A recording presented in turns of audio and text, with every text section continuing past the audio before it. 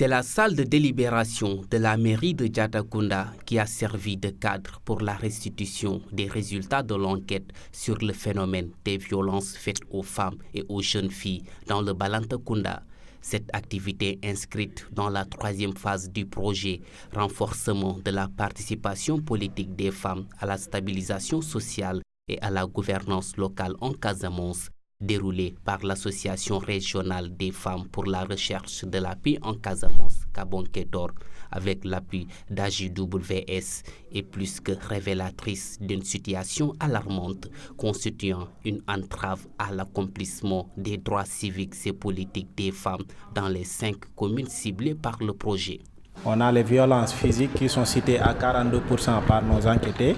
Il y a les violences verbales qui sont citées à 28% par nos enquêtés. Il y a les violences sexuelles qui sont citées à 22% par nos enquêtés. Et les violences économiques qui sont citées à 2% par nos enquêtés. Donc après ce type de violences, on a eu à s'intéresser aussi aux causes de ces violences faites aux femmes.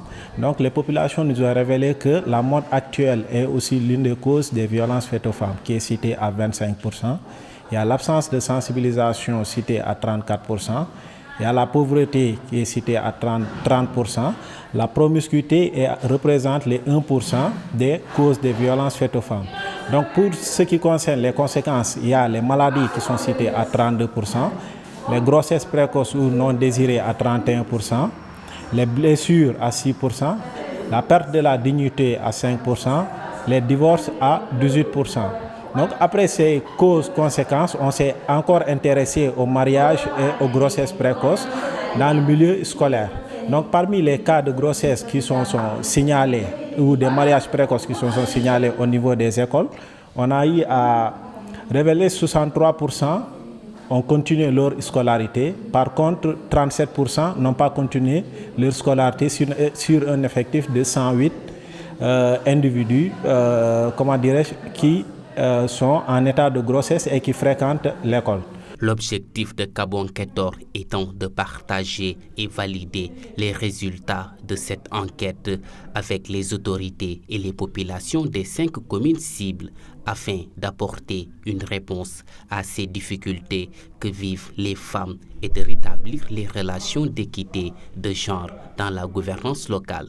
Une vaste campagne de sensibilisation s'impose alors pour son atteinte. Au lieu de travailler qu'avec les femmes, nous avons choisi des jeunes filles dans les CEM et les CEM pour les former aussi sur les droits de la femme, les former à être conscientes pour ne pas attraper les grossesses précoces. On doit travailler dans ce sens-là au niveau des parents, au niveau des quartiers et même dans les autres villages. Et nous avons demandé, on a quelques enseignants qui étaient parmi le groupe. On leur a demandé d'organiser au niveau des écoles des leçons sur le comportement de la jeune fille, le comportement du jeune garçon. Avec ce partage des résultats validés par les communautés concernées, l'identification des causes et facteurs incitatifs de grossesse et de mariage précoce et le plan d'action de sensibilisation élaboré, l'espoir de venir à bout de ces fléaux dans le Balantakunda est permis pour le renforcement des droits civils et politiques des femmes et jeunes filles du Balantakunda. La responsabilité est partagée entre l'homme et la femme et les enfants aussi. Parce que quand la femme protège son enfant pour faire de mauvaises choses, donc elle est complice. C'est pour cela que j'ai dit la responsabilité est partagée entre l'homme et la femme. En général, c'est nous les femmes qui restent à la maison avec les enfants, qui s'occupent des enfants. Donc, nous devons tenir une bonne habitude à l'envers de nos enfants pour qu'il n'y ait pas de mal le lendemain. Donc, je dis à tous les participants de bien gérer ce problème. Je dis aux filles de bien respecter les consignes de ses parents, de ne pas trop copier sur l'Occident. Parce qu'en regardant la télé, en rentrant dans les sites, c'est là-bas où elle prend ces choses-là, comme les modes actuels, ce que font les Occidentaux. Donc je les demande de bien prendre à leur éducation. La fin de l'hivernage a été une occasion pour le chef de l'État de faire un tour sur quelques pistes à travers le pays. Après Kaolack, le président Macky Sall s'est rendu à Tambacounda pour visiter quelques domaines agricoles. En tant que citoyen, je suis fier de recevoir mon président de la République. Donc, mais on l'a surtout reçu en tant que fils du Sénégal oriental. Le président a procédé à plusieurs inaugurations. Déjà, il y a eu le forage multivillage de Saré-Bamol. Il y a eu des pistes rurales dans le Kaffrine. Il y a eu la visite de Gouloumbo Agrobusiness. Il y a eu la visite des bananeraies. Et, enfin, toute l'intervention finalement de l'État dans le processus de mécanisation de l'agriculture dans le cadre du PRACAS. La politique du plan Sénégal émergent place en ligne de mire l'autosuffisance alimentaire en encourageant les opérateurs économiques pour une agriculture à grande échelle par des subventions permettant de désengorger le chômage dans certaines zones où l'enclavement est plutôt économique, à l'image de Tambacounda. Nous avons été honorés par cette visite du président de la République. Cela montre que le président s'intéresse aux agriculteurs et au travail que nous avons fait et nous en remercions. Je pense que cette visite sera un facteur déterminant dans ce que nous sommes en train de faire, parce que sentir que le président de la République est derrière vous est quand même une marque de considération et ça nous satisfait. L'agriculture non seulement est la solution au problème d'alimentation que nous connaissons, mais c'est la solution aussi au problème au niveau élevé du chômage que nous avons dans ce pays. Parce que avec l'oisiveté qu'il y a dans les zones rurales, il n'y a pas de travail. Les jeunes sont obligés d'aller dans les villes, d'aller grossir les villes. Le gouvernement est en train de nous soutenir dans la mesure où le matériel agricole moderne, modernisé, donc, a été subventionné à hauteur de 70%. Par exemple, moi, je vais vous dire, mon premier tracteur, je l'avais acheté à 23 millions. Et maintenant, avec la subvention cette fois-ci, j'ai un tracteur beaucoup plus fonctionnel que le premier.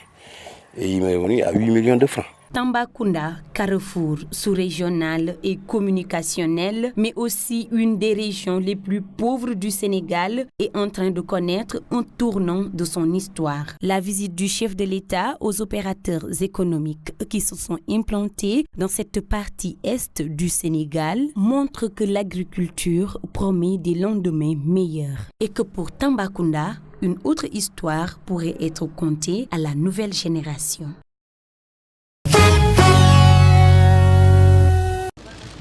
Les présidents russes et ukrainiens veulent sortir de l'impasse dans le conflit en Ukraine.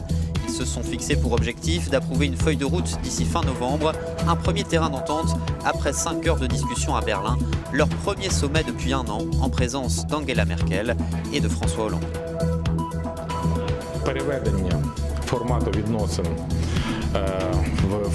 Les discussions que nous avons eues jusqu'à présent vont prendre la forme d'une feuille de route, a déclaré Petro Poroshenko.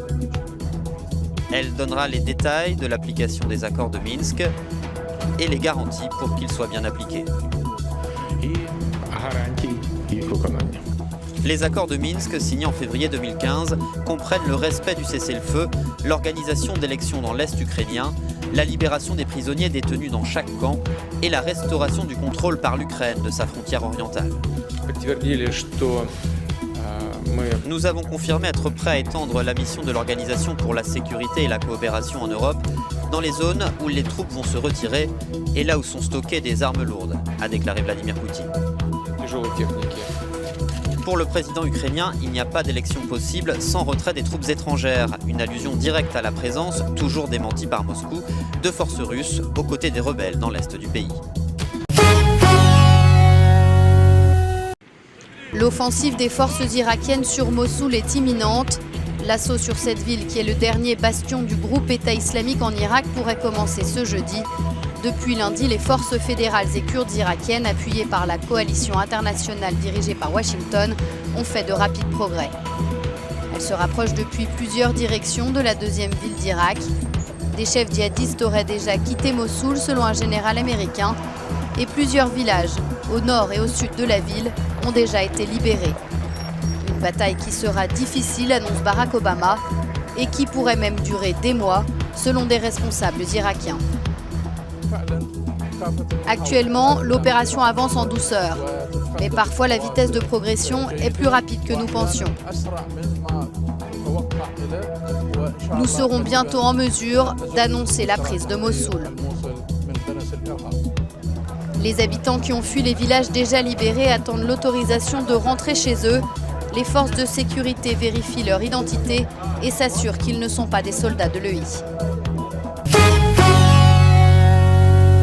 À la première équipe du pot 3. Gabon, Guinée-Bissau, c'est l'affiche du match d'ouverture de la prochaine Coupe d'Afrique des Nations.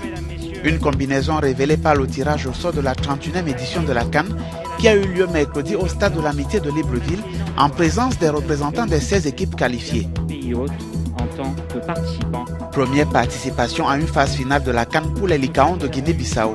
44 matchs joués, 300. Le Cameroun, 4 fois vainqueur de l'épreuve, et le Burkina Faso complète ce groupe A basé dans la capitale gabonaise. Le groupe B, logé à Franceville dans le sud du pays, reçoit deux autres anciens vainqueurs, l'Algérie et la Tunisie. Ces deux nations d'Afrique du Nord vont devoir se batailler avec le Sénégal et le Zimbabwe pour décrocher l'une des deux places qualificatives de ce groupe. La Côte d'Ivoire, championne d'Afrique en titre, évoluera dans le groupe CAOM au nord du Gabon en compagnie de la République démocratique du Congo, du Maroc et du Togo. Pour son retour à la CAN après avoir manqué les deux dernières éditions, l'Égypte, la nation la plus titrée avec 7 victoires, aura à cœur de retrouver sa gloire perdue. Mais elle devra d'abord dicter sa loi dans ce groupe D basé à Port-Gentil face au Ghana, au Mali et à l'Ouganda. La prochaine CAN se jouera du 14 janvier au 5 février 2017.